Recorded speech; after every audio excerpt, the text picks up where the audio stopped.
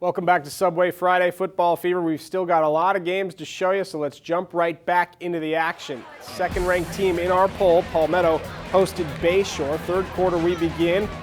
Here's why Palmetto has the two top receivers in our area. They're both really good, and so's the guy throwing the ball. Trent Miller to Corey Crawford, 38 yards, first down. Then Miller dumps it off to his running back, Josh Hicks, who puts in some work, shakes and bakes his way to a first down at the 10-yard line before he's taken out of bounds. A few plays later, it's Hicks plowing forward for a third quarter touchdown, 42-7. Palmetto in cruise control at that point.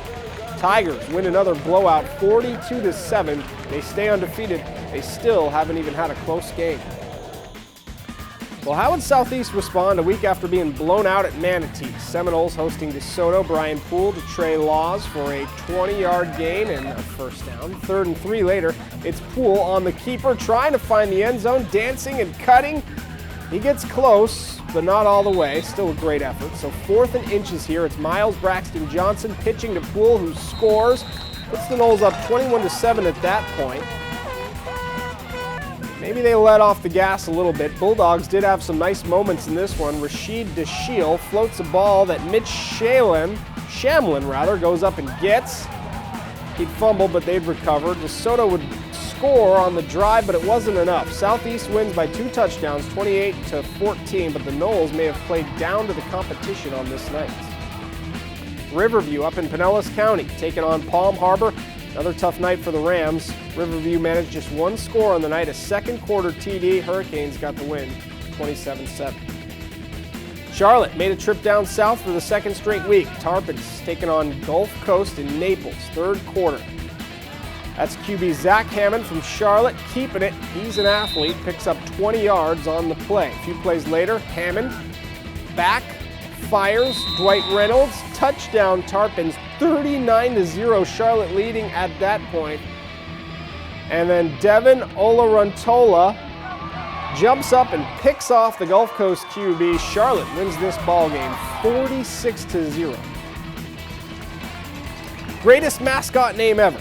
Tarpon Springs Spongers taking on Lakewood Ranch. First play from scrimmage, Louis Pappas tosses to Kenyatta Maru, who does the rest. Some fancy moves late at the run there have him breathing the fresh air of touchdown land. 7-0 Tarpons, but Mustangs ride their stud backs up the middle with powerful runs all game long. Mac Hathaway, 20-yard gain here as he bull rushes ahead. Big night for him. Meanwhile, Spongers, I love those Spongers, go back to the air. Pappas to Kenny Blanche on the draw. Well, that wasn't an air play, that was a run. It's good for 6 points. Mustangs held on to get the win, 38-33. Good win for Lakewood Ranch. Northport had a tough evening out at Eastlake tonight. Bobcats managed just 6 points, lose 29-6. Lake Placid made the trip to take on Booker. Early on, Mike Jones gets the Tornadoes off to a good start. Touchdown, 2-point conversion, it's 8-zip.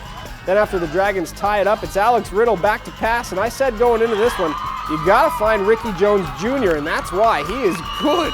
Lengthy touchdown there. Booker makes it look easy. Tornadoes line up in a strange point after formation. That's Ricky Jones. He tries to run initially, passes at the last minute to Rashad Jones. Great, unique play. Second quarter, more from the Tornado passing game. Riddle floats one to Ricky Jones. He just goes up and gets it, followed by some quick moves. You've got to feed the ball to Ricky Jones Jr. He's an awesome player. Then came Mike Jones' touchdown. How about this? There's 5 players with the last name Jones on the Booker roster, and they used all of them tonight. Booker goes on to get its first win of the season, 35-23. Well done. Now, if you missed the highlights from tonight, or you just want a little scoring recap to see how your local teams did, here's our scoreboard.